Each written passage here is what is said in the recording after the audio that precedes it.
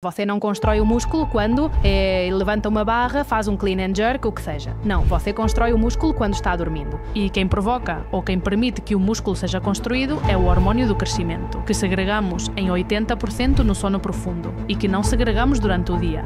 Ou seja, se não o fizemos à noite, esses 80% não os segregamos durante o dia. O CEO da Netflix disse que sua concorrência não eram as outras plataformas, que sua concorrência é o sono das pessoas, é que o sono impacta em todos os aspectos da nossa vida, em todos os aspectos da nossa saúde física, mental e emocional, e além disso, essas consequências negativas as notamos tanto a curtíssimo prazo, de forma imediata no dia seguinte, que são as mais leves, porque as pesadas são as que não se notam, são silenciosas e vão se acumulando aí ano após ano após ano. E ao cabo dos anos manifestam-se em problema metabólico, diabetes, doença neurodegenerativa, depressão e uma infinidade de patologias que poderiam ser evitadas tendo um bom estilo de vida que inclua, claro, um bom descanso. Há um número que me deixou arrepiado antes, ao ouvi-la, que são 12 milhões de espanhóis que reconhecem que não descansam bem quando o dia começa. O que está acontecendo atualmente na sociedade? Pois, bem, antes de tudo, obrigado por... Ana, bem-vinda ao Tenho um Plano. Há um número que me deixou arrepiado antes, ao ouvi-la, que são 12 milhões de espanhóis que reconhecem que não descansam bem quando o dia começa. O que está acontecendo atualmente na sociedade? Pois, bem, antes de tudo, obrigado por me convidar. Estou encantadíssima porque sou fã absoluta do vosso programa e de vocês dois. E nos acontecem várias coisas. Acontece-nos que não nos ensinam desde pequenos a importância de dormir, assim como não nos ensinam a importância de comer bem, fazer exercício, gerir as emoções, não nos ensinam a importância de dormir. E, além disso, vivemos em uma sociedade com uma cultura que prioriza tudo o contrário de dormir, que prioriza a hiperprodutividade, a hiperatividade, a pressa, e tudo é urgente, tudo é já, tudo é imediato e não prioriza prestar atenção à ferramenta mais valiosa que temos, que é o nosso organismo. E acima da nutrição. E aqui haverá muitos nutricionistas que dirão que o que está dizendo essa louca é acima do treinamento, e haverá muitos treinadores que dirão o que é que está dizendo. Se não há descanso, se não dormimos e descansamos, todo o resto não funciona a todos os níveis. Então, temos um problema muito sério por isso, porque não nos ensinam desde pequenos e, além disso, a cultura na qual temos que crescer é totalmente antinatural nesse sentido. Claro, eu notei literalmente por culpa, influenciado pelas redes sociais, que sou mais eficaz se acordo cedo. Mas claro, muitas vezes as pessoas, quando veem isso de acordar às 5 da manhã, etc., pensam que é apenas uma questão de acordar cedo, mas não estão vendo que para fazer isso você tem que ir para a cama antes. Então o que fazem é, seguem sua rotina noturna normal, vão para a cama à 00:30 e acordam às 5. Quando eu tentei, o que é que encontrei? Encontrei que literalmente nesse dia estou mais apático, estou mais cansado, tenho piores ideias. Ou seja, o sono pode influenciar tanto no resto do meu dia, literalmente, no meu estado de ânimo, em como falo com a minha mãe, em como falo com o Juan e na qualidade de ideias que tenho no meu trabalho. O que você disse é que esse realmente é o problema que temos, a privação crónica de sono. Agora que há tanta cultura da produtividade e tanto curso, tanto livro, tanto o clube das 5 da manhã, tudo o que você quiser, claro, mas o que quer dizer é que para levantar-se às 5 da manhã você tem que ir para a cama às 9 da noite. Senão, não adianta nada levantar-se às 5 da manhã. E efetivamente o que você diz é que é exatamente isso, é que o sono impacta em todos os aspectos da nossa vida, em todos os aspectos da nossa saúde física, mental e emocional, durante o dia, durante a noite, porque além disso, claro, quando não durmo bem, não passo bem o dia, não tenho um bom dia, volto a dormir mal, ou seja, é como um círculo que nunca acaba. E além disso, essas consequências negativas as notamos tanto a curtíssimo prazo, de forma imediata no dia seguinte, que são as mais leves, porque as pesadas são as que não se notam, são silenciosas e vão se acumulando aí ano após ano após ano. E ao cabo dos anos manifestam-se em problema metabólico, diabetes, doença neurodegenerativa, depressão e uma infinidade de patologias que poderiam ser evitadas tendo um bom estilo de vida que inclua, claro, um bom descanso. Gostaria de fazer um pouco, um passo a passo do que deveríamos fazer antes de irmos dormir, porque eu, por exemplo, você vai me dar uma bronca com certeza, mas eu durmo com o celular porque, veja bem, acho que durmo muito melhor porque estou vendo a tela e caio seco e já fico dormido. Mas que passo a passo deveríamos fazer para desconectar do nosso dia-a-dia e começar a dormir? A ver, isso que dizes de pego no telemóvel e adormeço, não é totalmente... Ou seja, tem certa explicação e é que tu adquiriste uma rotina. E o seu cérebro já, de certo modo, associa. Estou na cama com o celular, é hora de dormir. O que é que acontece? Essa tela, esse celular, o que está fazendo é ativar você fisiologicamente, porque está dizendo ao seu cérebro com A luz azul que as telas emitem está dizendo ao cérebro: ei, desperta, que há muita luz azul. Cognitivamente, porque você está pensando e talvez esteja vendo algo nas redes que nem fu nem fá, mas talvez comece a abrir e-mails de trabalho. Então, seu cérebro começa a funcionar. E depois, além disso, você está se ativando emocionalmente, que é uma coisa que as pessoas não entendem quando estamos vendo principalmente conteúdo de redes sociais. Há muitas pessoas que o que veem lhes provoca ansiedade, lhes provoca medo, desagrado, inveja. Olha que corpão ele tem porque está-se matando o dia todo na academia. É que eu deveria ter ido. Tá? Então você começa ali, pum, pum, pum, pum, emocionalmente a se ativar e, além disso, com emoções muito desagradáveis. Essas emoções para o cérebro são uma ameaça. E se há ameaça, a principal função do nosso cérebro é garantir a sobrevivência. Se há uma ameaça, seja física ou na minha cabeça, o cérebro não vai dormir porque tem que enfrentar essa ameaça. Então, o que acontece com as redes sociais e com essas coisas que fazemos antes de dormir, que nos ativam muito, é isso, que estão expondo o cérebro a uma situação que para ele é uma ameaça. É como as pessoas que dizem: bom, para dormir bem hoje vou correr 10 km justo antes de me deitar na cama. É verdade que você vai se cansar e é provável que adormeça rápido, porque está cansado, mas seria necessário ver se esse sono é um sono de qualidade e realmente restaurador. Porque quando você faz uma atividade física muito intensa, o pulso acelera, a temperatura sobe, a respiração é mais bucal do que nasal e tudo isso é o contrário do que acontece quando vamos adormecer. Então, o que é que temos que fazer? Pois, mais do que pensar no que temos que fazer antes de deitar, é no que não devemos fazer. Ou seja, tudo aquilo que nos ative. E aqui há muitas coisas, desde, pois isso, não ter as telas, não fazer exercício de alta intensidade, que isso não quer dizer que não façamos esporte. Ou seja, isso não é desculpa. O esporte tem que ser feito, sim ou sim, mas em outro momento. É preciso ver o que você come e quando come antes de se deitar. Se você está fazendo a digestão, não está dormindo. Então, se estou jantando às 10h30, 11 da noite e vou para a cama às 11h30, meu corpo está digerindo e, além disso, está completamente em um horário que não é o horário ambiental, que é o que rege o nosso relógio biológico. Então, essas são as coisas que não devemos fazer. E depois, o que é que temos que fazer? Pois buscar aquilo que nos ajude a desconectar e a cada um funciona uma coisa. A mim, por exemplo, meditar me deixa muito nervosa. Então, o que eu faço antes de me deitar às 8 da tarde, eu desligo o telefone, aconteça o que acontecer, e vejo algo na televisão, converso com o meu marido, dou um passeio com os cães no verão, que é, quando faz menos calor, coisas que me relaxam. Para outras pessoas é fazer yoga, para outras pessoas é tomar um banho quente ou um banho quente, respiração, meditação, escrever em um diário, ler, qualquer coisa que te ajude a relaxar. Pelo menos essa hora antes de te deitar. Porque também é muito fácil dizer todo o teu dia tem que ser um dia ordenado, programado, tranquilo, para que assim durmas bem. Mas claro, a vida é como é e todos temos emergências durante o dia. Então, pelo menos essa hora antes de te deitares, assegura-te de que tens um ritual que te ajuda a desacelerar. Porque além disso, o teu cérebro vai aprender. Vai dizer, olha, estamos na banheira, água quentinha com os sais, a música relaxante, isso é que dá, daqui a pouco vou para a cama e vou dormir. Ou seja, é a capacidade antecipatória do cérebro, que é preciso saber aproveitar no bom sentido, então estabelece o ritual que te sirva, e isso sim todos os dias, porque, claro, os hábitos são frequência, não são intensidade, mas sim frequência. Então, se eu fizer um dia, vai-me fazer muito bem de manhã, mas só isso. Então, todos os dias tenho que realizar esse ritual que vai dizer ao meu cérebro, que depois disso vem o sono. E, Jana, você sempre dormiu bem? Não.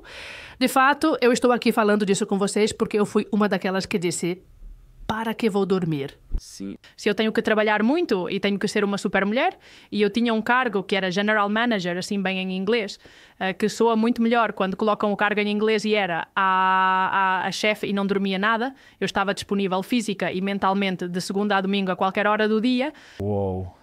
Se eu não estava fisicamente no trabalho, minha cabeça estava lá. Ou seja, porque esse é o principal problema, que nossas cabeças não param.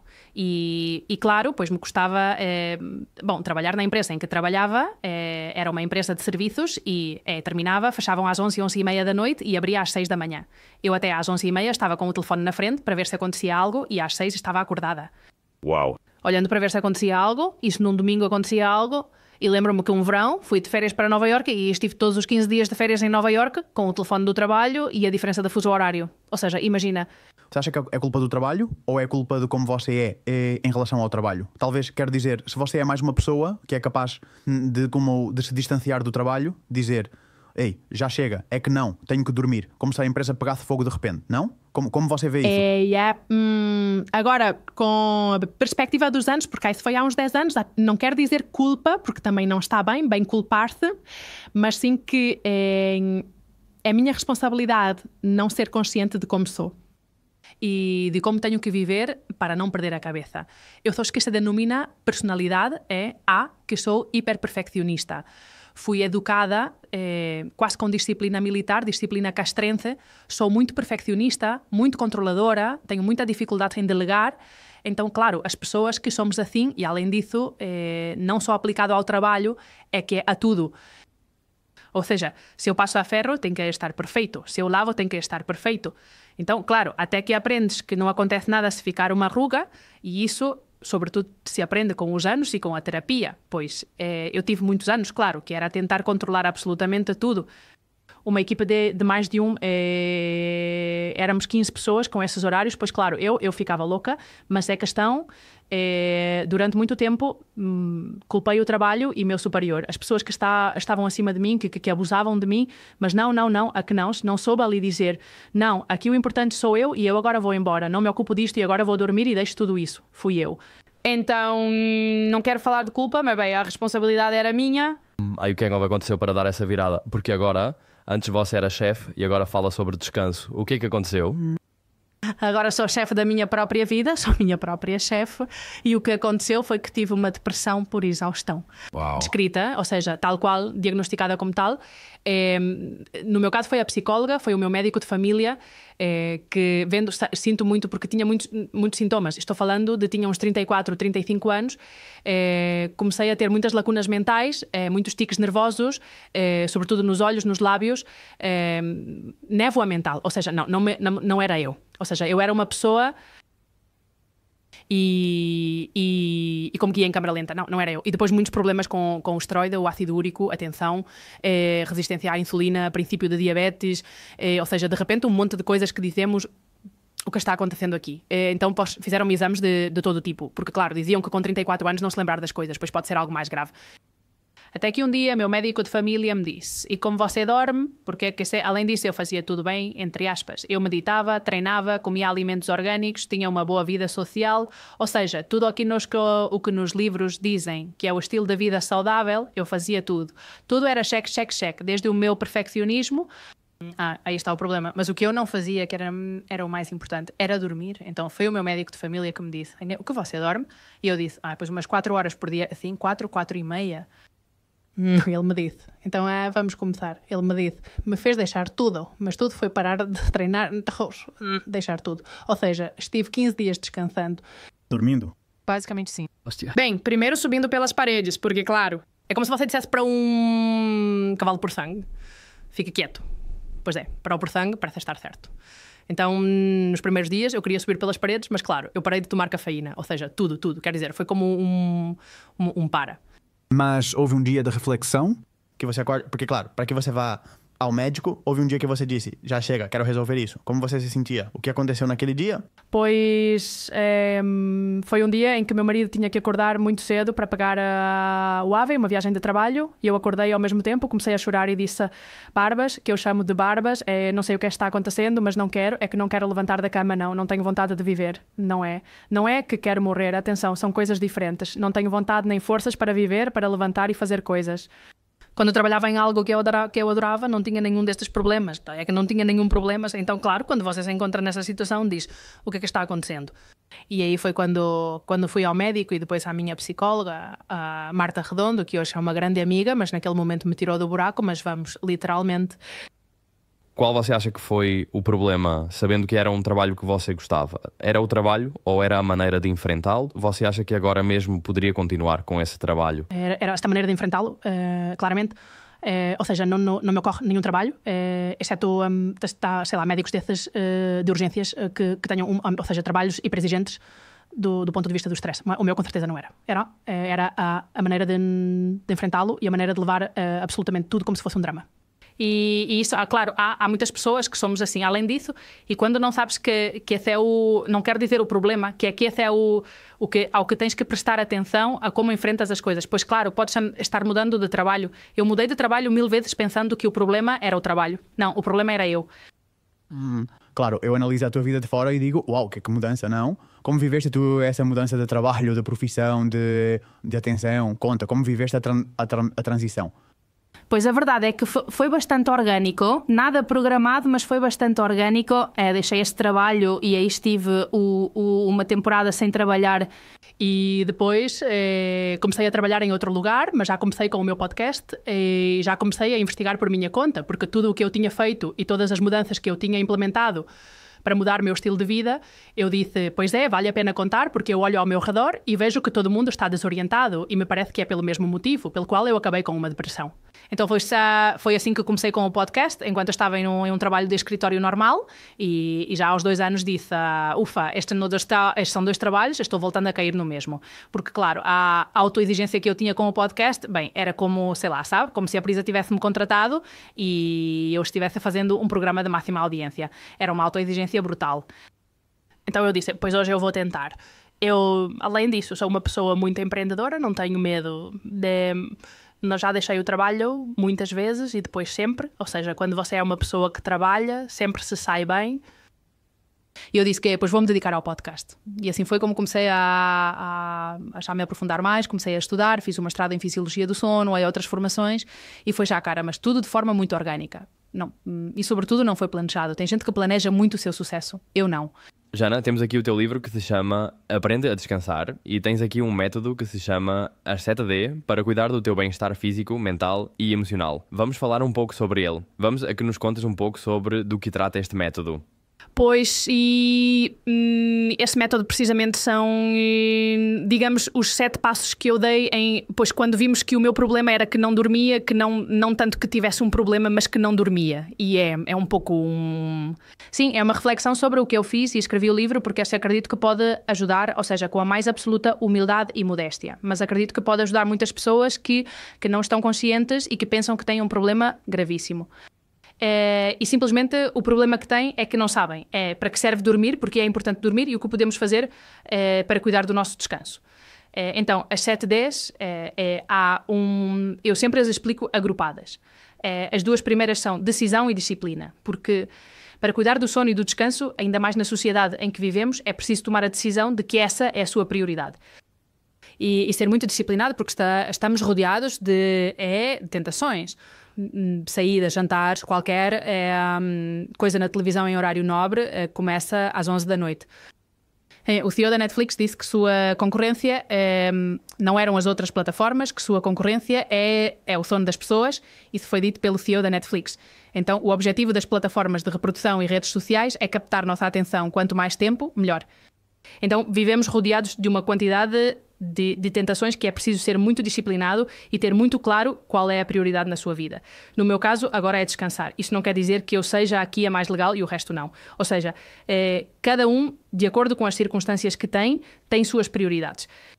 Mas essa frase de não tenho tempo é que, não, eu não tenho tempo para isso, para exercício, não tenho tempo, não. Ou seja, não é que não tenhas tempo, não é a tua prioridade. E está bem, desde que reconheças que a tua prioridade agora não é essa. Em um momento da minha vida, a minha prioridade era, pois não sei, ser mestre do universo e ter 300 cargos na minha firma. Essa foi a minha prioridade naquele momento. Eu me equivoquei. Agora a minha prioridade é outra. Então, essas 2 primeiras Ds são decisão e disciplina. E é preciso ser muito disciplinado para todos os dias ter uma regularidade, ter hábitos e, acima de tudo, saber se acalmar durante o dia para não chegar à cama exausto. Isso também é algo muito comum. As seguintes Ds são desporto, bem, alguma vez, claro, dieta, desporto, não é que no livro eu diga como se deve comer ou como se deve treinar, mas para que estamos feitos para comer alimentos e não produtos que vêm em sacos e latas, muito bebido, e estamos feitos para nos movermos. Não estamos feitos para estar sentados ou deitados. E o sedentarismo, por exemplo, é outra pandemia tremenda que é causa de muitos problemas de saúde e essas doenças modernas que se chamam muitos cânceres, ou seja, doença de tipo metabólico, muitas doenças. Uma das causas é não nos movermos. Estamos feitos para nos movermos. A seguinte ideia é dormir, e aí falo então da higiene do sono, que depois, se quiserem, damos alguma dica. E as 3 últimas D são, bem, isso é como enfrentar a vida uma pessoa que é hiperperfeccionista e hipercontroladora. E as D são desconectar, desacelerar e desfrutar. Desconectar não só das redes e dos dispositivos, mas desconectar. Agora, o que acontece com o celular é que temos todas as facetas da nossa vida na palma da mão.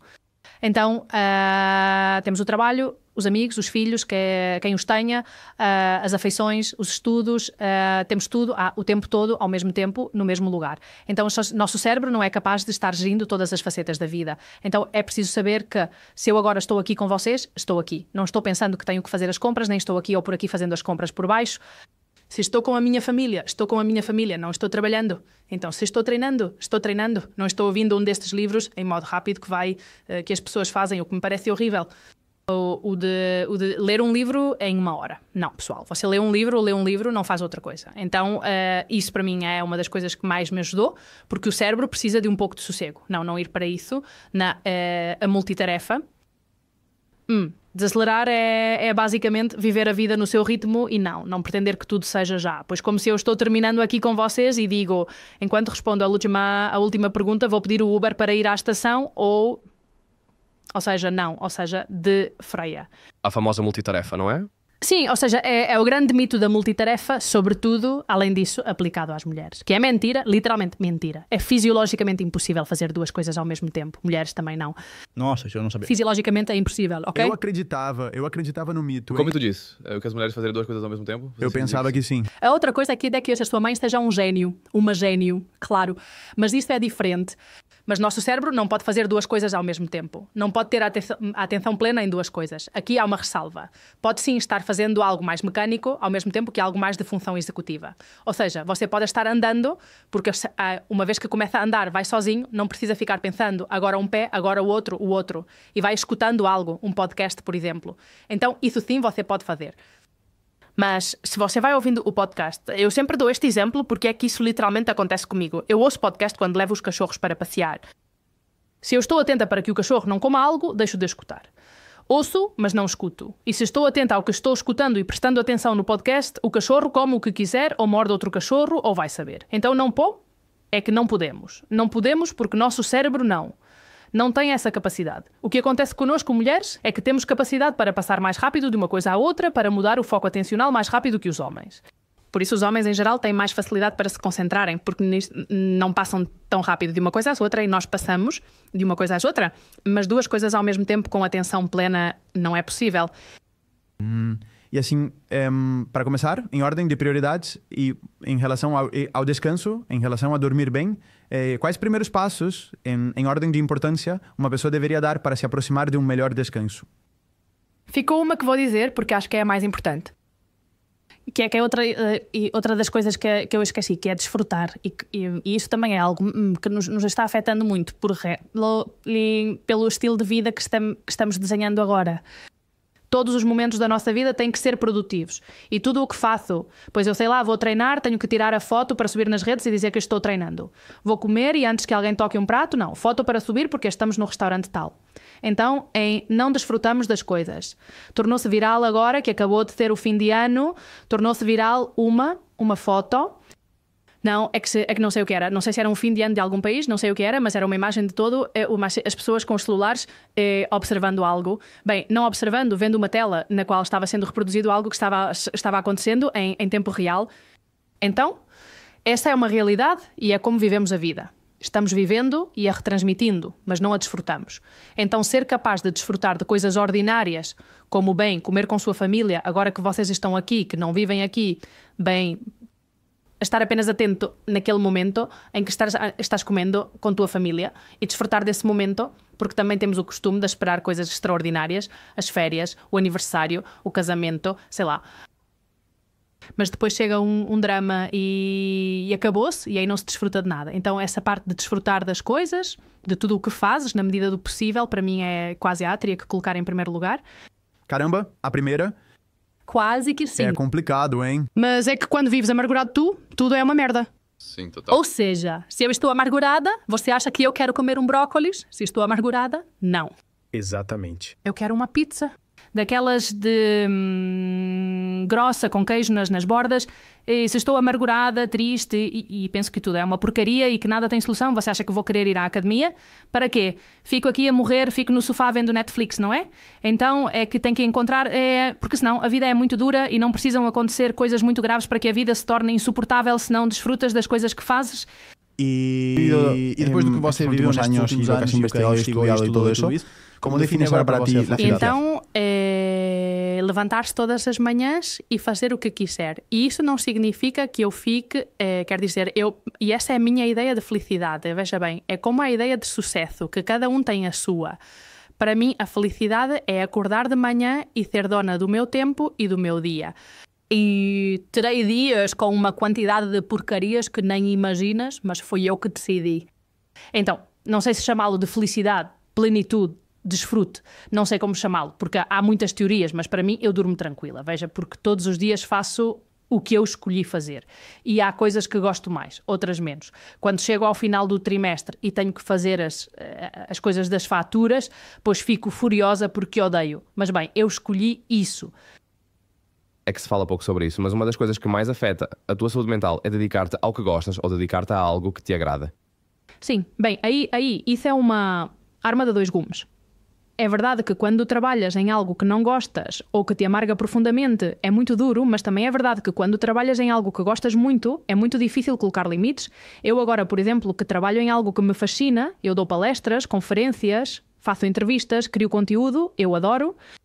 Mas se eu não sei me impor limites, posso acabar facilmente como acabei há 10 anos, com uma depressão por esgotamento. Porque, claro, você adora tanto o que faz. Um sábado eu me levanto cedo, o que é que faço? Depois vou ver este documentário de não sei quem, ou vou ouvir este podcast do Huberman, é que eu tenho podcast de entretenimento e podcast de trabalho, tá? Então se me distraio muito, posso estar trabalhando e me levanto num domingo de manhã. E não, em vez de fazer algo de lazer, começo a trabalhar, porque adoro. Então, cuidado com isso. Ou seja, a típica frase de não, se trabalhas no que gostas, não vais trabalhar nenhum dia na tua vida. Não, senhor, vais trabalhar muito, com prazer. Mas aí tens que estabelecer limites. Então, há vezes em que, especialmente para nós, pode ser uma boa decisão fazer um dia em que não fazes nada, mesmo que sejas mais infeliz a princípio, não fazendo nada. Porque eu sei que se um dia eu acordo e decido não fazer absolutamente nada, meu corpo automaticamente rejeita porque me diz não, se és mais feliz contribuindo para o mundo, não sabes quantas tal. Mas talvez simplesmente seja melhor nesse momento me auto-enganar e dizer, não, vou fazer isso como um treinamento, vou não fazer nada para me forçar se digamos, resetar os níveis, não de... Mas com não fazer nada, a que te referes? Literalmente dar uma massagem, dar um passeio, fazer a comida. E isso é não fazer nada? Sim, claro. Porque estás fazendo coisas. Sim, mas para mim não fazer nada é... Bem, nada que não me faça sentir como uau, o dia foi produtivo em relação ao trabalho. Mas, veja, é aí que é preciso mudar o enfoque. É que essa massagem que você fez esse dia inteiro cozinhando, se isso te relaxa e ainda por cima você preparou toda a comida da semana, esse passeio que você deu pelo campo com a sua família, com seus cães, com seus amigos ou sozinho, é que é isso. Você está investindo em si. E se você está bem, seu trabalho vai bem. A criatividade quando chega, e isso acho que... e não sei se foi com o Mago Moreno, com quem vocês comentaram aqui, a criatividade quando chega... não chega quando você está super concentrado estudando ou aqui. É muito difícil que agora me venha uma ideia porque estou concentrada no que eu estou dizendo e no que eu estou fazendo. Para mim, a criatividade vem quando estou no spinning. Me ocorrem umas ideias. Que tenho o celular, isso não está bem, mas tenho o celular porque anoto coisas que me ocorrem. Me ocorrem quando passeio com os cães, é quando me ocorre, então é que temos que parar de fazer coisas. No sentido de fazer com um fim produtivo. Porque estamos fazendo coisas que nos fazem bem. É como fazer exercício. Estás fazendo algo que é para a sua saúde, que vai repercutir em todo o resto, no seu trabalho, no seu relacionamento de casal, nas suas relações familiares, em como você trabalha com a sua equipe. Então, é que tem que mudar um pouco o chip e dizer como, vamos ver, não estou fazendo ou estou fazendo coisas. É verdade, realmente, eu não percebi como você tinha falado comigo. Claro. É curioso. Mas não é você, somos todos nós. É essa ideia de como não vou fazer nada um dia... Claro, sim, você está fazendo, claro. É que o mesmo passar uma tarde de domingo assistindo Netflix em modo encefalograma plano, você precisa. Isso quer dizer que Netflix é maravilhoso? Não. Mas é que há vezes que seu corpo precisa disso. Então é preciso pensar que o que fazemos E às vezes ouvir o corpo e fazer o que ele nos pede é investir na nossa saúde. Porque aqui vocês falam muito de empreendedorismo, de empresa, de crescer, de faturar. Mas para que você fature bem, o primeiro que tem que estar bem é você. E você tem que dormir, porque senão provavelmente será o que mais faturou no cemitério. Isso mesmo. Um desperdício de ouro, não é? Efetivamente, ou seja, de que te serve tudo isso se vais morrer jovem ou vais ter uma velhice horrível e vais ter que gastar tudo o que investiste em que te cuidem, homem? Jana, eu gostaria agora de nos aprofundarmos em falar sobre o sono e ver como podemos melhorá-lo. Por exemplo, eu te comentava antes de começar o podcast que eu estou justamente em uma época em que não durmo muito bem. Não sei se eu acho que é por causa do stress ou do estilo de vida, que há tantas mudanças ultimamente, em que hoje a audiência deveria prestar atenção para começar a melhorar o sono. Que passos deveria tomar? Bom, primeiro seria necessário ter uma ideia de o que é um sono de qualidade para saber se estamos dormindo bem ou não. Então, um sono de qualidade depende fundamentalmente de 4 fatores. A duração, e aqui um adulto médio precisa entre 7 e 9 horas. Pode haver alguma exceção. Quer dizer que se eu não dormir 7 horas e dormir 6 horas e 45 vou ter Alzheimer? Não, porque cada dia, cada pessoa tem um sono diferente. Então, uma coisa são as particularidades, mas em média precisamos entre 7 e 9 horas todos os dias.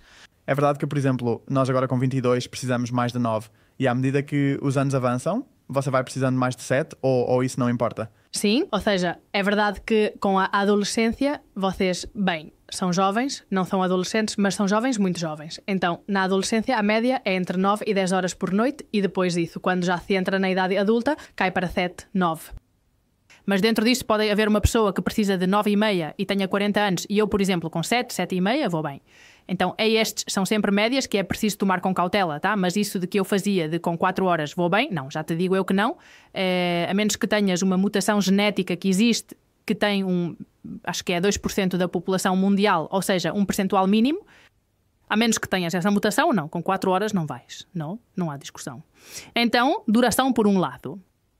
A continuidade do sono é importante, ou seja, que não seja um sono fragmentado. Antes, Pena, falávamos, se você beber 2 litros de água, porque é ótimo beber água justo antes de se deitar, você vai se levantar 3 ou 4 vezes. Então, cada vez que você se levanta, vai fragmentar seu sono. E o sono são ciclos, e você vai passando de uma fase a outra. Então, é preciso deixar que seja uma coisa contínua. O que mais? É a consistência do sono, que é a regularidade, isso é super importante, também falávamos disso antes. É preciso ser regular todos os dias. Ou seja, não adianta ser regular de segunda a sexta, porque me deito à 1 e me levanto às 6 e no fim de semana durmo até onde o corpo aguente. Isso é algo que se chama jet lag social e para o nosso organismo é como se fizéssemos uma viagem transoceânica toda semana. Ou seja, como você se sente quando faz uma viagem transoceânica, pois é isso que fazemos ao organismo todas as semanas.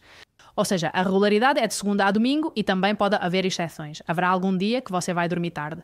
Olha, ontem fui a um concerto e fui dormir mais tarde do que o normal, mas hoje volto ao meu horário. Então, uma coisa é a exceção, isso não vai marcar nada, mas o hábito é o que marca. Somos nossos hábitos tal qual... Ai, desculpa, que de repente o anel caiu. Vou tirar para não continuar fazendo barulho. E o outro, o quarto critério é a profundidade do sono. Toda noite passamos por vários ciclos e cada ciclo em cada ciclo passamos por várias fases. Uma delas é a fase de sono profundo, que é o sono realmente reparador. Então, quando estamos muito ativados durante o dia, a nossa cabeça não para, vamos dormir, adormecemos porque estamos cansados, sim, mas normalmente ficamos em sono leve e não entramos em sono profundo e não passamos para o sono REM, que são... A fase de sono profundo é sono reparador e o sono REM é tudo o que tem a ver com memória, aprendizado, armazenamento das lembranças, função cognitiva, tudo isso. Então, se ficamos em um sono leve e não entramos em sono profundo e sono REM, é como quando você coloca a máquina de lavar ou a lava-louças e no meio do programa abre. A roupa ou os pratos se molharam, sim, mas não estão bem. Pois nosso cérebro é igual, exatamente o mesmo. O que significava sono REM? Sono REM é pelas siglas em inglês de movimentos oculares rápidos. Anda.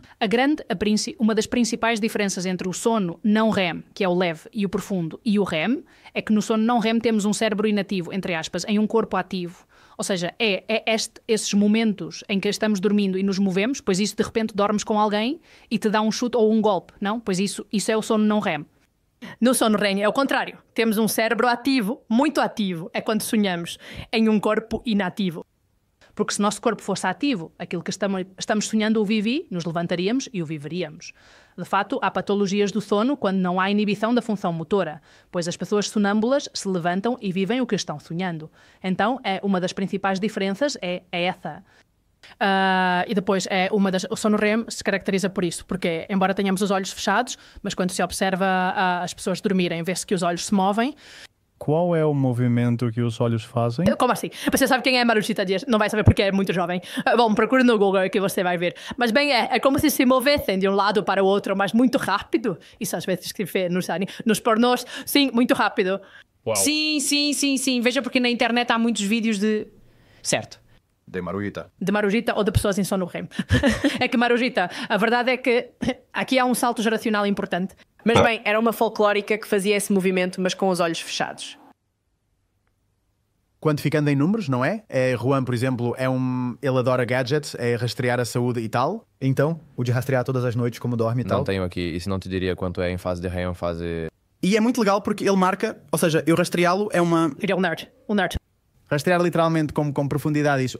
Quando o Juan vir isso no próximo dia, a que deveria aspirar a ter, não? Como deveria ter a forma ideal? Vamos ver. Primeiro, esses dados devem ser tomados com muita cautela. Certo. Por quê?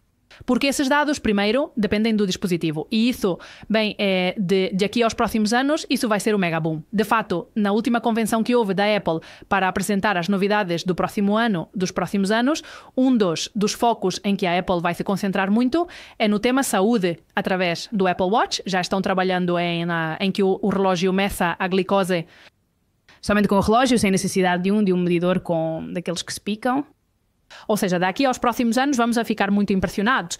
Dito isto, por enquanto, os dispositivos que temos medem tanto a frequência cardíaca como outras variáveis, alguns que medem temperatura, medem em pontos que não são os pontos ideais para medir esse tipo de coisas, tá? Porque isso não é o mesmo que ter aqui um medidor colado ao coração. Não é o mesmo o pulso, não é o mesmo se você sua ou não sua, se tem pelos ou não tem pelos. Então... esses dados não são totalmente precisos. E, além disso, o cálculo que fazem não é você. Fazem um cálculo através de um algoritmo comparando dados de centenas de milhares de usuários que eles têm. Então, são médias realmente o que você vê. Quer dizer isso que não servem para nada? Não. Ou seja, sim, que podem nos servir para ter uma ideia de como dormimos, de aproximadamente que duração têm as fases de sono. É verdade que, por exemplo, não distinguem bem se estás deitado na cama vendo televisão ou se estás em sono leve, isso não distinguem bem.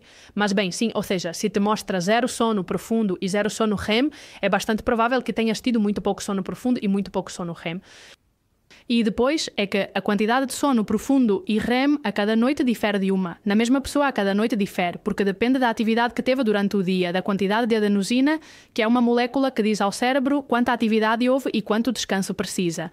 É que as variáveis são tantas que infelizmente não sabe. Não podemos dizer, esta noite precisas de tanto.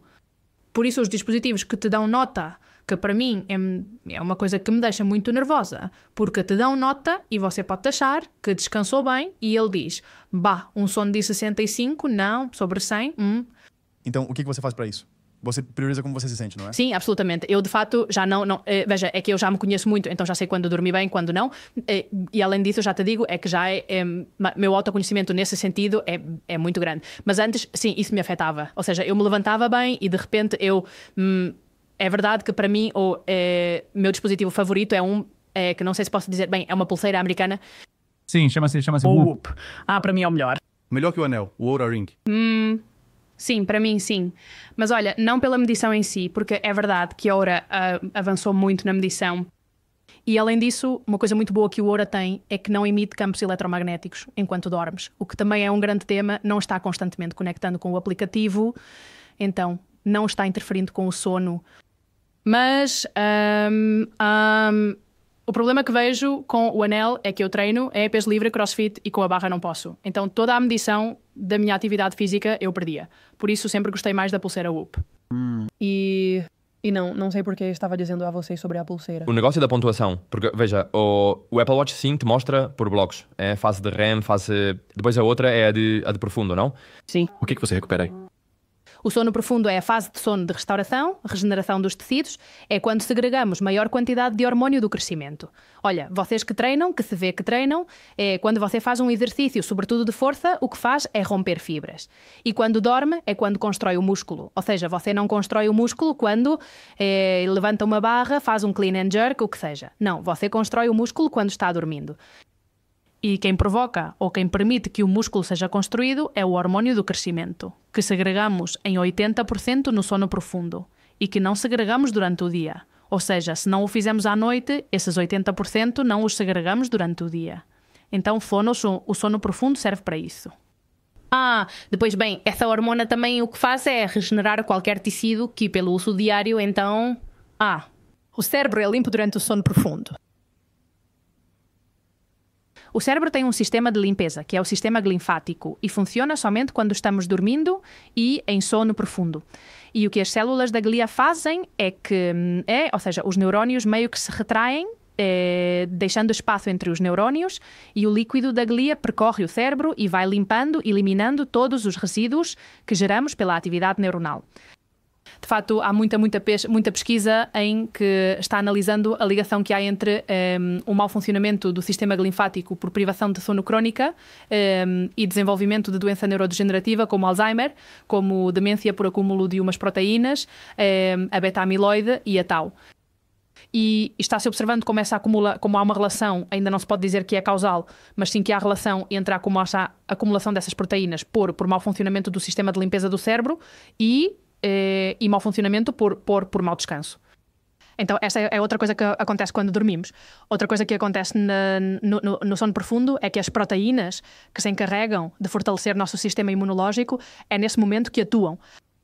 Ou seja, tudo no corpo acontece num momento determinado e a um ritmo determinado. Então, por isso, se isso acontece à noite, não acontece durante o dia.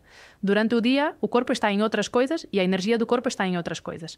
À noite, que não temos que investir energia em fazer outra coisa, nada mais que dormir, toda a nossa energia se concentra nisso. O sistema imunológico nos protege dos vírus. Tudo o que você quiser, mas também é o que elimina as células tumorais.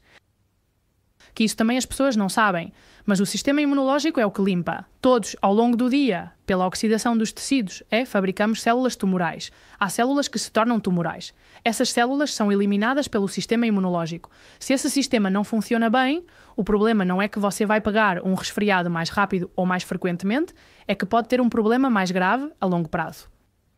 Então, no sono profundo acontecem muitas coisas muito importantes. E recomendas algum tipo de infusão ou suplementação? Acho que a melatonina, não? É famosa para dormir.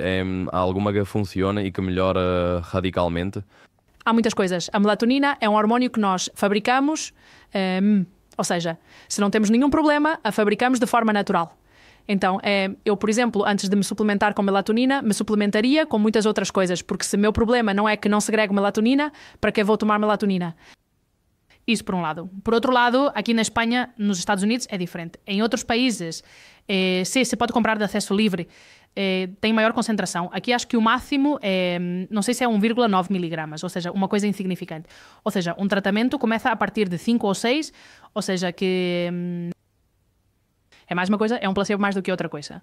Que pode funcionar e pode ser necessária em casos muito concretos. Sim, mas é preciso saber tomá-la, porque uma melatonina mal tomada pode provocar um problema de sono que você não tem, porque há tipos. Vamos ver, a deliberação imediata, a deliberação sustentada. Alguém está tomando melatonina agora? Não, olha, eu te conto.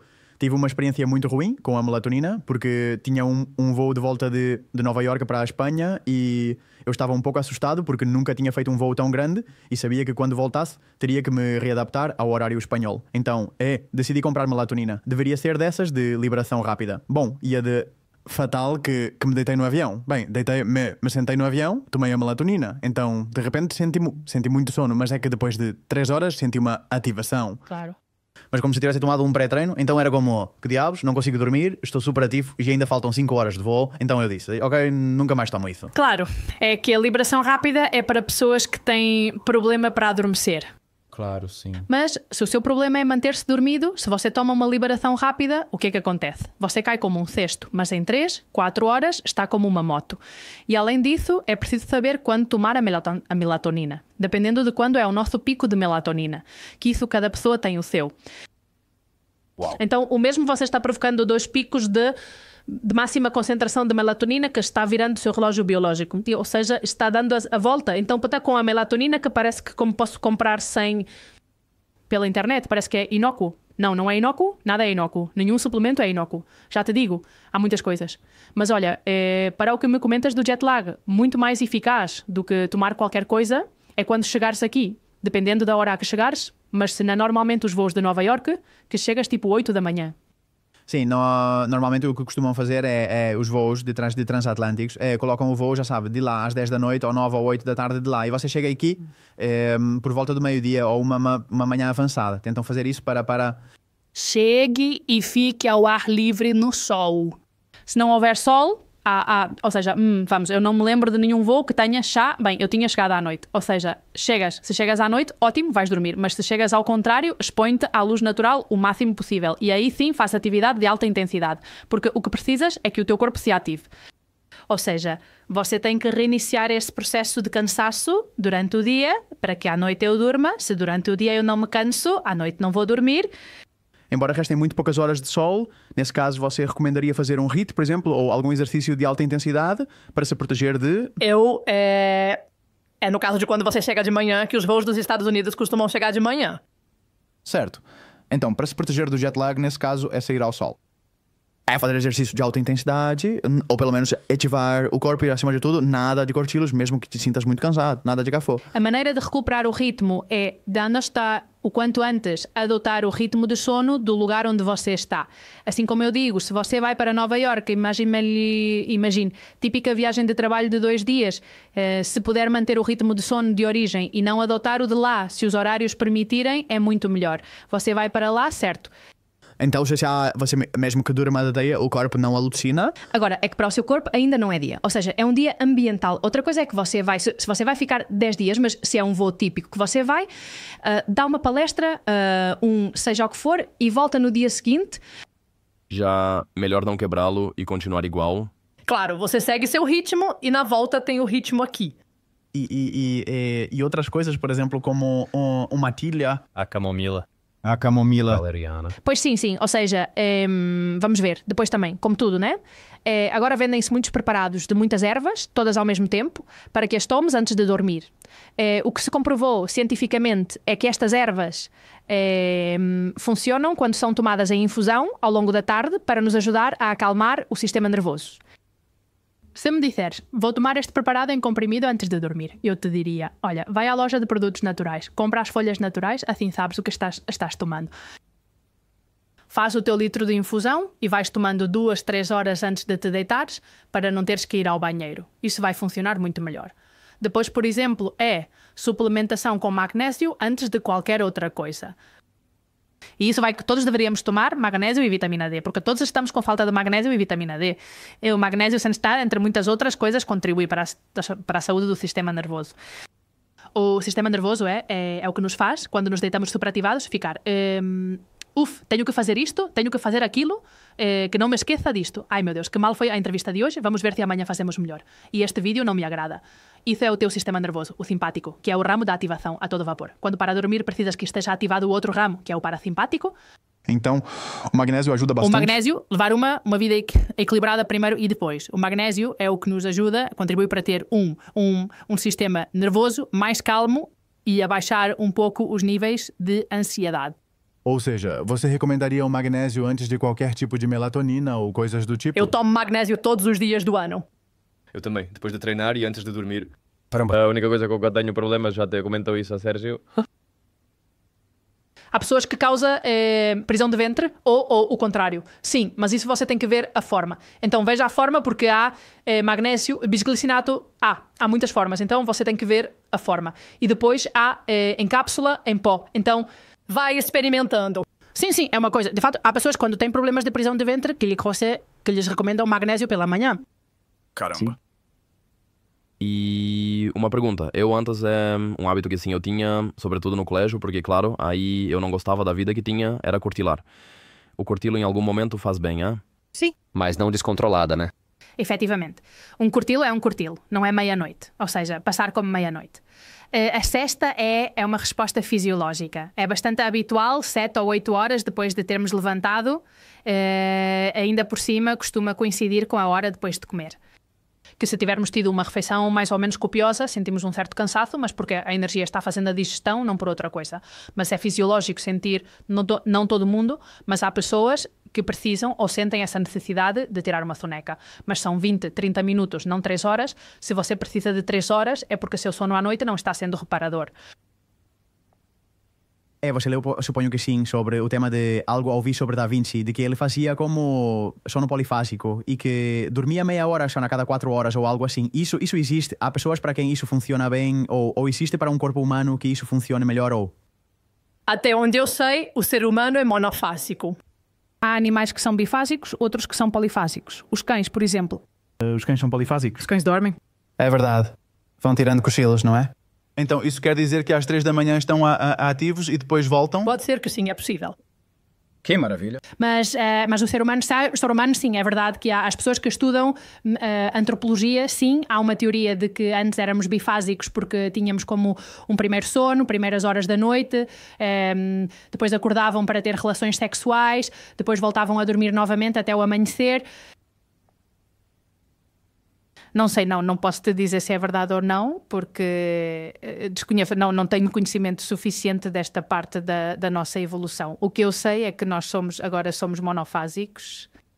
Hanna, e outra coisa que eu já experimentei, mas também não tirei conclusões, se me faz melhor ou pior, é alarme sim ou alarme não. Você já experimentou isso? Colocar alarme ou não colocar alarme?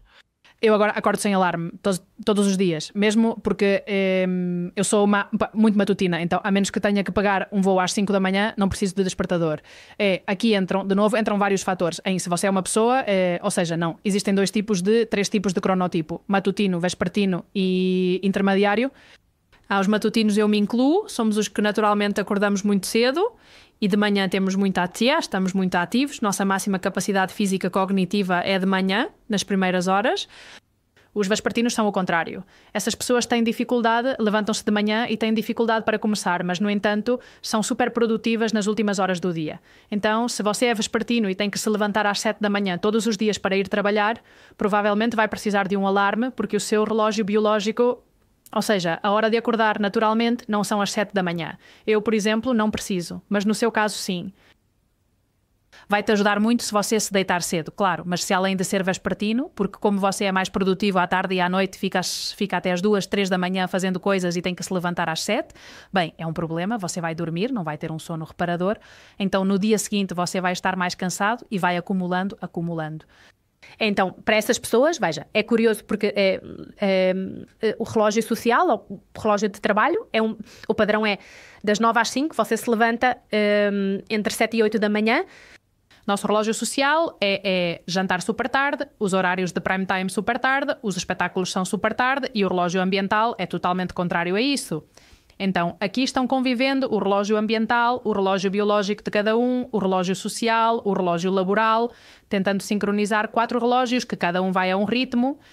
Então, claro, se o seu relógio biológico é de uma maneira, o seu relógio laboral é totalmente contrário e ainda por cima você não tem bons hábitos de sono, bem, claro, você vive como vivem aquelas 12 milhões de pessoas que você mencionou antes. E você recomenda estar com a persiana aberta para que entre a luz solar ou o mais escuro possível? Se você dorme, se você vive em um lugar onde não há luz artificial, não há luz elétrica, e você pode acordar com a luz do amanhecer e não há um poste de luz à noite que está te iluminando, isso é fantasia. Por isso digo, se essas circunstâncias ocorrem. E se houver um poste de luz laranja a uns metros? Sim, verdade. Acontece comigo também. Vamos ver, para mim tem então uma luz ambiente que muitas vezes é que um colega de casa está na sala andando de um lado para o outro, ilumina o jardim. A mim entra a luz do poste.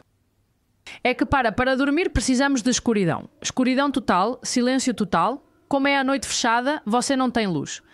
Claro, talvez a luz das estrelas ou... Mas não dão luz? Claro. Refletem, mas não iluminam, não dão luz. Ou seja, tem que ser uma noite dessas, de uma lua super cheia, super enorme, para que se ilumine. E o que é que acontece com essas luzes infravermelhas? Que agora estão na moda ou realmente são tão necessárias? Há muita moda e muitos charlatães com este tema, mas é verdade que a luz vermelha e infravermelha é similar à luz do entardecer e do anoitecer. Então pense, de manhã às 9 ou 10 da manhã, como é a luz? É uma luz muito branca, muito brilhante. Isso é porque tem muito componente de luz azul. Essa luz azul é essa informação que disse ao cérebro. E você tem que se ativar. Era a mesma luz que emitem os dispositivos. Lembra-se quando falávamos do dispositivo à noite. No entanto, quando há o entardecer, anoitecer, é a luz. A informação luminosa tem cada vez menos luz azul e é mais vermelha e infravermelha. Essa informação luminosa diz ao cérebro: ei, não há luz azul, há luz infravermelha, é momento de começar a recolher as velas, que é hora de dormir. Então, se você pode estar em casa, mas vamos, que não tem que ser uma coisa muito elaborada, uma lâmpada vermelha de ferragem de toda a vida na sua casa, em vez de uma lâmpada branca, isso ajuda o cérebro a entender que é mais momento de dormir do que de se ativar. Então, você ativaria luzes vermelhas a partir das 7 da tarde, por exemplo? Eu, em casa à tarde, teria sempre luz vermelha, a menos que esteja trabalhando. Ou seja, depois de comer já terias luz vermelha. Vamos ver, depois de comer, pelo menos onde eu moro, tenho luz natural. Ou seja, prioriza sempre a luz natural. Certo, no momento em que é necessário acender as luzes, é aí quando precisa. É como, por exemplo, se jantas às 10 da noite, pensa em como é a luz da tua cozinha. Branca. É como isso, 10 e meia da noite, que o seu cérebro biologicamente está se preparando para dormir e a informação que está chegando de fora é totalmente o contrário.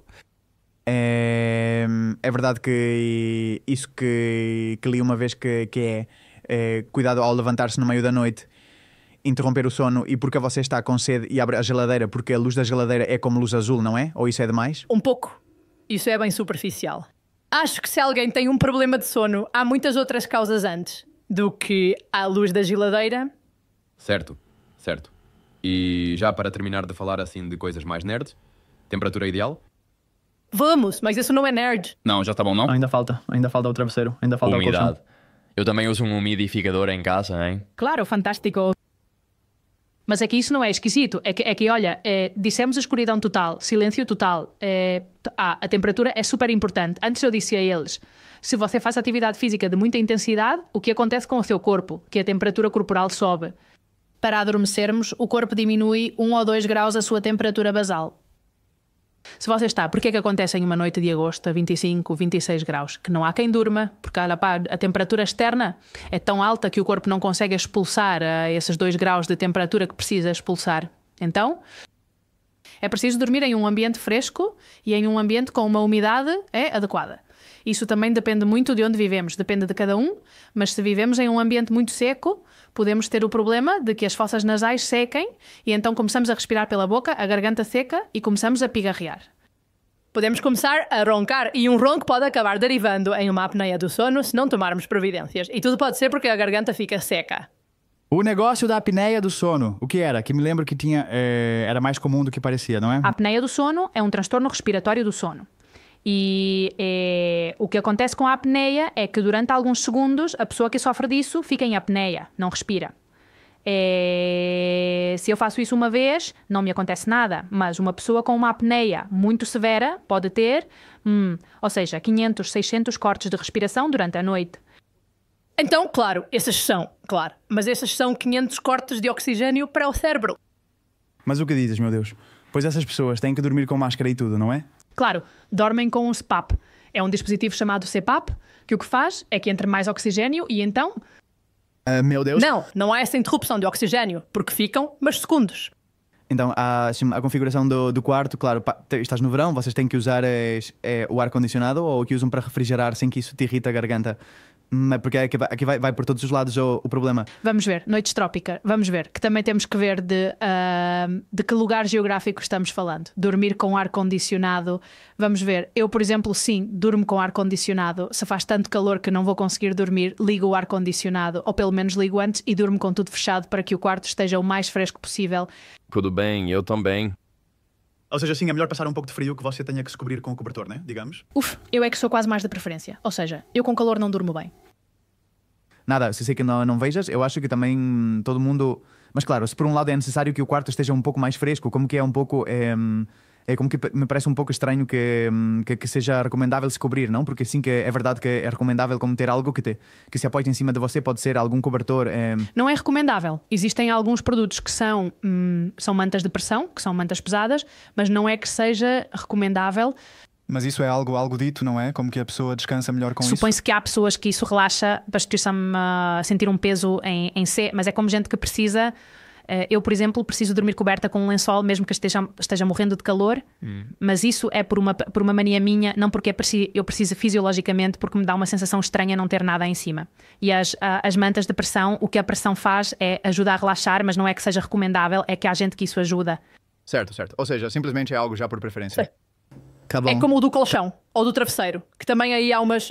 Claro, o que é colchão viscoelástico, duro, mais para o lado macio. Vamos ver se é verdade, os colchões que são extremamente macios, ou depois é quando realmente me dói toda a coluna, porque aí sim noto como se tivesse dormido muito inclinado, que afunda. Claro.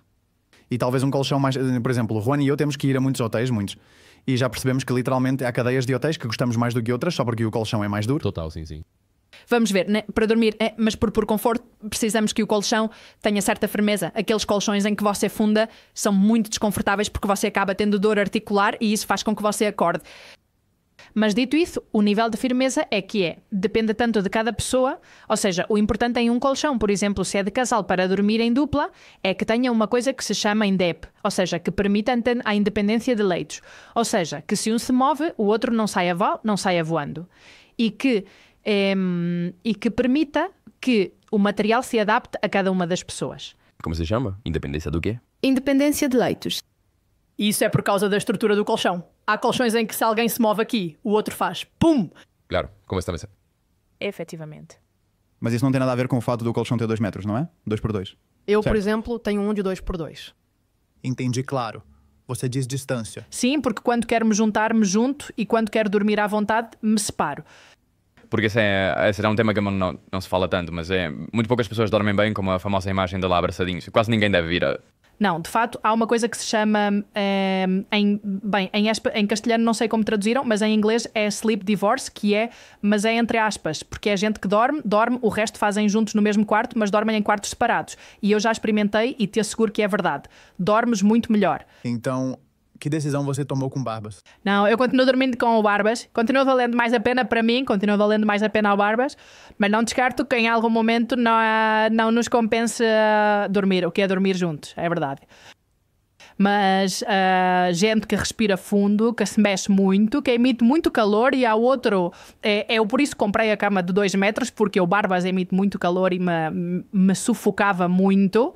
É uma loucura, né? Bem, por exemplo, outras coisas. Juan e eu temos a sorte de que nenhum de nós ronca, então podemos ficar em um hotel. De fato, economizamos muito dinheiro em quartos, porque como podemos dormir juntos, está na cama de 90. O que acontece? Que temos amigos, no entanto, que parece que são dinossauros. Com pesadelos, sim. Claro. Então, o que é que estão decidindo ultimamente está se tornando comum entre o grupo de amigos, por favor, esparadrapo. Então, literalmente vão como se fosse um sequestro, quando chega a hora de dormir e já diretamente é fita adesiva e pronto. E resulta que é uma maravilha. Me faz descansar bem e eles também podem dormir, então... O ronco é o que é uma vibração ou seja, porque quando dormimos, toda a musculatura da garganta relaxa, tá? Então, essa vibração, quando você respira pela boca... há muitos mais fatores, mas bem, para simplificar, quando você respira pela boca é quando faz o barulho do ronco, tá? Então, se você não respira pela boca...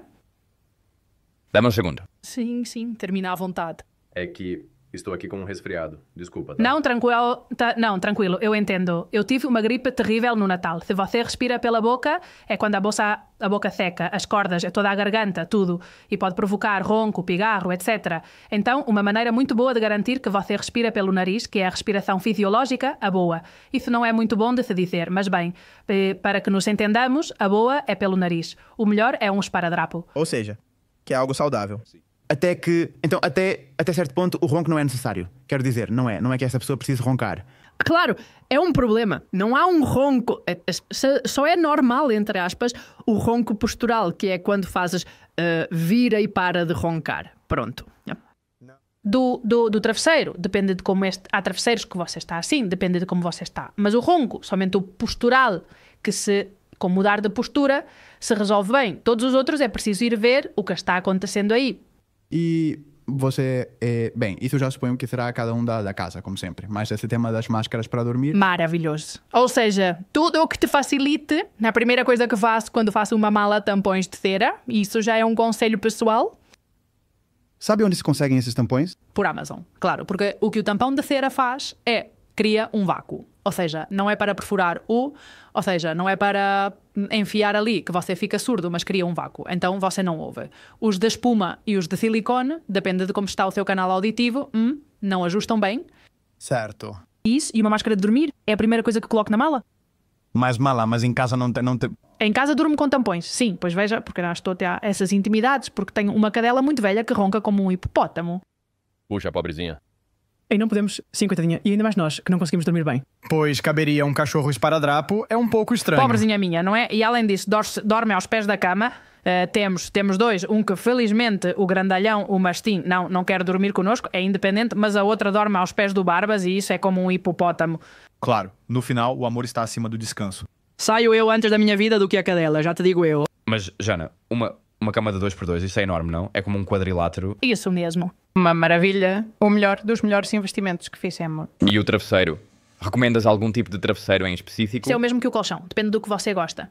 Há pessoas que gostam de travesseiros mais duros, mais macios, mais altos, mais baixos. Ou seja, é preciso garantir que o pescoço esteja o mais reto possível. Ou seja, se você está dormindo assim, é provável que acorde assim. Com torcicolo.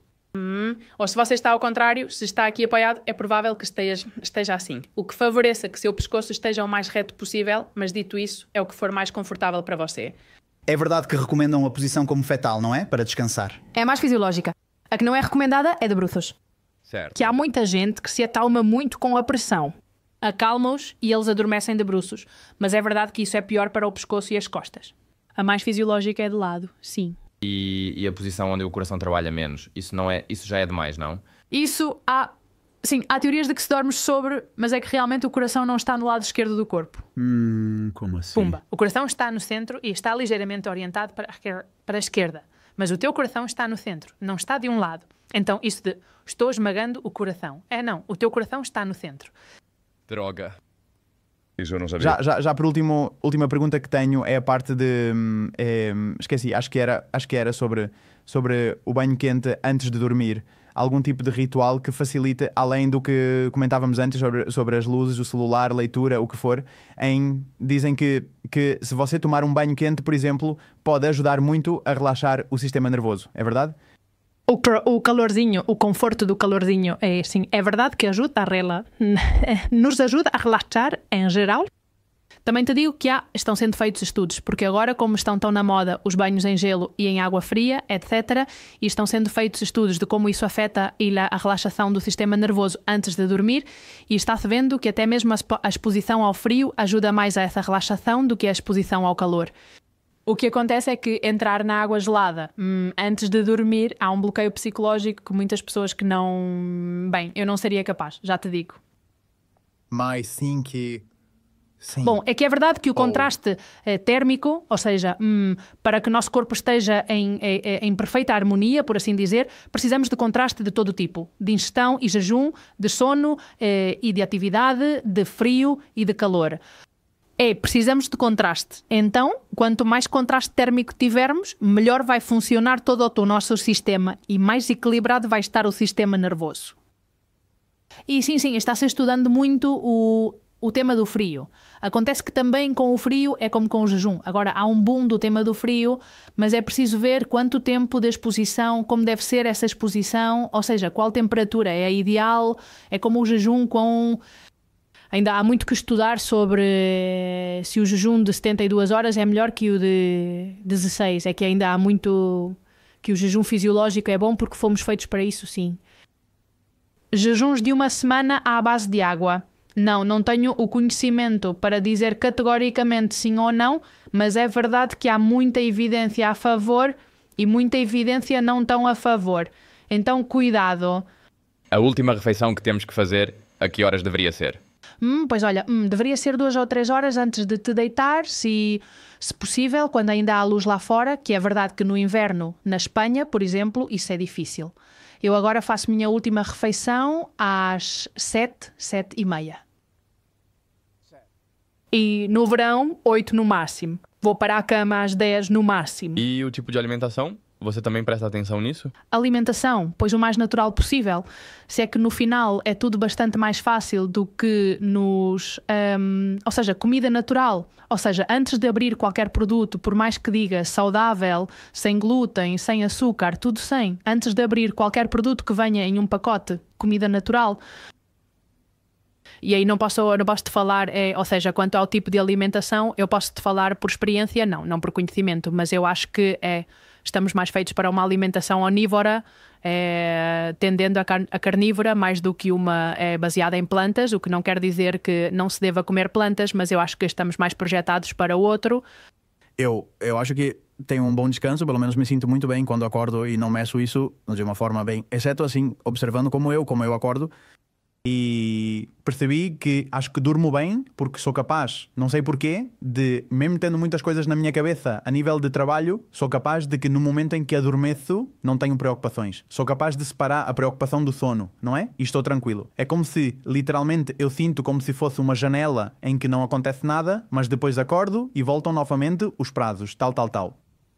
Puxa, eu realmente noto que há uma certa variação entre ir para a cama preocupado e não ter preocupações. Isso pode alterar o sono, não é?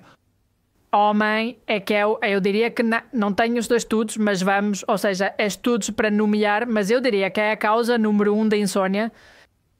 Entrar na cama e ter preocupações e, além disso, essa hiperatividade que faz com que você só consiga ficar pensando nas preocupações, o loop mental, claro.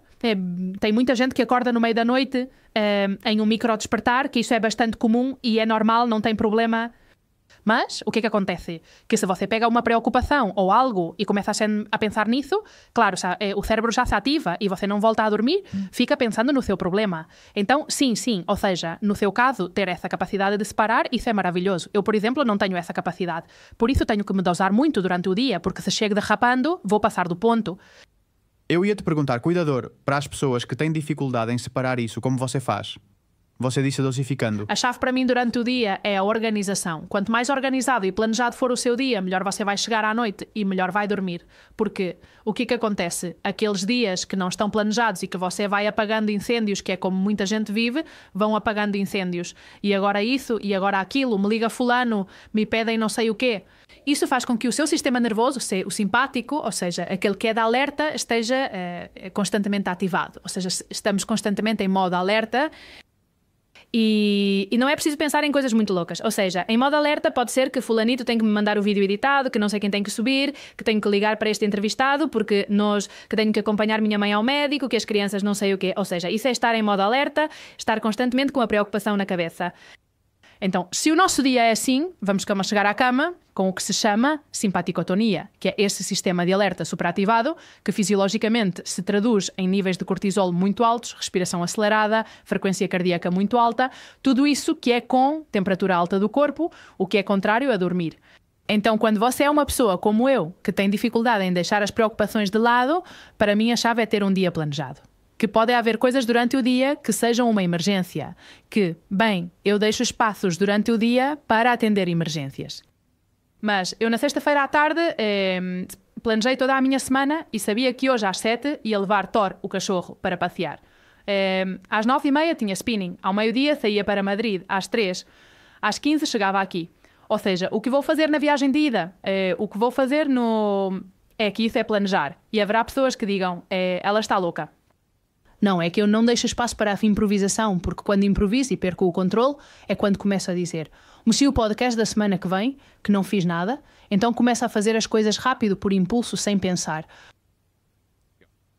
E, claro, também organizá-lo antes de deitar, pode ser que a cabeça tenha essa certa sensação de controle, não? Downloads, sim. Ou, por exemplo, as pessoas que são muito criativas, que têm muitas ideias quando se deitam, que isso também é um momento especial de criatividade, ter um bloquinho ao lado, porque senão é que acontece. Que você tem uma ideia incrível e diz: "Nossa, que eu não me esqueça". E você começa a pensar: que eu não me esqueça, que eu não me esqueça, que eu não me esqueça. Pois não durmo porque vou esquecer.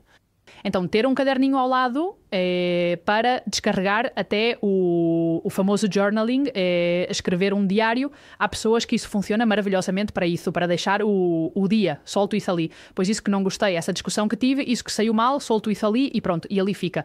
Isso também, se funciona, É uma forma, um ritual. Muito bom antes de deitar, sim. No que é que você está trabalhando agora mesmo dentro da sua rotina diária? O que é que está sendo mais difícil para você? Por exemplo, talvez a parte do sono você já tenha dominado, como nos comentava, não é? Mas o que é que você está, em que obstáculo você está trabalhando agora e o que está aprendendo, que possa nos compartilhar? Pois olha, estou voltando a treinar novamente porque eu tive uma lesão no verão muito forte nas costas, fazia crossfit e mais.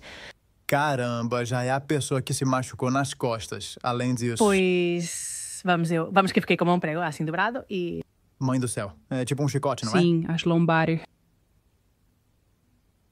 E estive 3 meses, porque além da lombar passou para o quadril, então era como... Caramba. Dor, qual à noite era ruim e deixei o botano. E o único momento que ou seja, a única forma de que parasse de doer permanentemente foi parar de fazer esporte. Então estive praticamente 3 meses, até setembro, sem treinar nada. Passei de treinar todos os dias, quase 5 ou 6 dias a nada. Então, claro, tudo o que sei, porque claro, já a certa idade o seu corpo tem memória, mas claro, tudo se recoloca, o músculo desaparece, então agora estou outra vez voltando a pegar ritmo de treino com um treinador e na academia, e sobretudo para recuperar massa muscular, porque perdi muita. Sempre tive uma boa massa muscular e é meu objetivo. Há pessoas que querem perder peso e chegar a X quilos, pois eu quero chegar ao meu percentual de 36% de massa muscular que eu tinha antes da lesão. É importante de verdade a massa muscular para a saúde? Fundamental. Porque é que, bem, sobretudo, eu acho que mais nos homens não nos importamos porque gostamos de nos ver musculosos, mas as mulheres têm certa resistência a isso, não é? É que para as mulheres é fundamental e não diria que mais importante do que para os homens, mas sobretudo a partir de certa idade e quando chega à menopausa, uma das coisas que permitem os hormónios eminentemente femininos, estrogênio e progesterona, é que mantenhamos uma saúde óssea e uma saúde muscular e uma densidade muscular. Quando chega à menopausa ou perimenopausa, que pode ser 10 anos antes da menopausa, essas hormonas caem muito. Então aparece a fraqueza muscular, temos mais dificuldade para gerar músculo, acumulamos mais gordura na zona abdominal e o osso perde sua capacidade de regenerar-se. Por isso, nas mulheres mais velhas, fraturas de quadril, quedas, etc. É precisamente por isso, porque não temos músculos e ossos fortes. Então, as mulheres têm que começar a fazer exercícios de força. Zumba é fenomenal, mas além disso você tem que fazer exercício de força, levantar pesos e, além disso, levantar peso. Ou seja, um halter de 1,5 kg é para reabilitação. Não é para uma pessoa saudável que precisa levantar peso e construir músculo. E, além disso, o músculo é um órgão. É o principal órgão endócrino. Ou seja, é um regulador hormonal essencial para homens e para mulheres. Vocês agora com 20 há poucos anos, o corpo aguenta quase tudo, mas já vão ver a partir dos 30. Você diz, o que é que está acontecendo? E a partir dos 40 nem te conto. Então, quanto mais cedo se puder começar a essas coisas que se podem começar a fazer agora, cuidar do sono, fazer exercício de força, quanto antes melhor, porque realmente para as mulheres é fundamental. Ou seja, os casos de osteopenia, sarcopenia em mulheres são dramáticos. Genial, Sana. Muito obrigada por ter vindo ao nosso podcast Plano de Vida. Bom, se quiser dizer algo antes de finalizar o podcast, ou um breve resumo do que a audiência deveria reter ao ouvir isto. Bom, o resumo, não sei, mas bem, sobretudo que façam do sono uma prioridade, porque quando o sono melhora, tudo, absolutamente tudo melhora, o aspecto laboral, pessoal, interpessoal, espiritual, tudo melhora. E também que encarem tudo com um pouco de filosofia, que os extremos nunca são bons. Então, olhem mais pela janela para o exterior, vejam o que é que está acontecendo lá fora, como são os ritmos da natureza, porque são eles que marcam nossos ritmos. E histórias, antes de qualquer suplemento, ou qualquer dispositivo, ou qualquer história em que queiramos gastar dinheiro, há uma coisa que é grátis, que é a informação que temos na natureza, e outra coisa que é grátis, que é dormir. Então isso... priorize isso, o descanso e o contato com a natureza, que depois tudo o resto vai melhorar, com certeza. Pois você que está vendo isso, eu só vou pedir 2 coisas. Uma, que se inscreva no podcast da Jana, que é uma verdadeira maravilha, que pegue o livro dela e aprenda, tome notas como eu vou fazer no momento em que terminar esta entrevista. E claro, se você gostou deste podcast, vote com 5 estrelas em áudio, e se não está inscrito no canal, por favor, mais de 70% das pessoas que assistem a estes episódios não estão inscritas, e a verdade é que você nos apoia muito de forma totalmente gratuita. Então, obrigado de coração por estar mais uma semana e nos vemos no próximo episódio.